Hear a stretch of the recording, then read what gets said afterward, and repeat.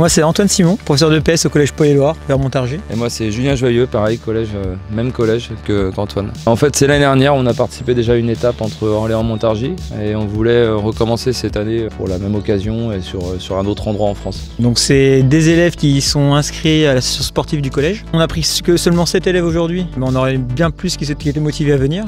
On a pris 7 élèves pour les récompenser un petit peu de leur travail au quotidien au collège. Des élèves qui sont très investis, très motivés, qui sont tout le temps avec nous. Donc pour les remercier, on les a emmenés faire ce petit séjour rapide à La Rochelle et faire l'étape avec la bonne échappée. Pourquoi on fait ça aussi? C'est parce qu'on a une option EPS au collège, sport santé.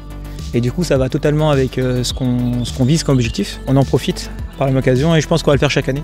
Chaque année on va essayer de venir se rapprocher du groupe et puis faire une étape au moins avec eux. Alors pourquoi on l'a fait? C'est parce qu'on estimait que maintenant la santé c'est primordial et que les élèves ont besoin un petit peu de vivre des expériences un peu comme aujourd'hui pour progresser et donner leur envie de faire du sport à côté. Après il n'y a pas que ça, on apporte aussi un peu de connaissances théoriques sur le corps humain, tout ça, mais ça c'est dans le cœur de l'option. Il y a d'autres collèges qui le font, mais des lycées aussi, sur le versant gestion des pathologies ou lien avec des structures de type handicap. Je sais sur Paris il y a un établissement qui le fait avec une structure handicapée. Nous c'est vraiment le développement de qu'est-ce qu'il faut être capable de faire, comment s'entraîner, quelles connaissances il faut avoir pour gérer son capital santé en fait. Voilà, c'est ça l'idée. Bon, on n'a pas fini, on a fait la moitié. Pour l'instant ça avance pas mal, les enfants sont encore en forme. On va voir l'étape d'après, souvent après manger c'est un peu compliqué, donc espérons. Je pense que le retour du côté de l'océan ça va faire du bien aussi, je pense. Ouais, mentalement ça va leur faire du bien de voir la mer. C'est un passe-temps. Moi j'aime bien surtout parce qu'on peut accélérer. Il y a aussi des belles vues des fois. Moi je préfère aussi aller dans les champs et tout.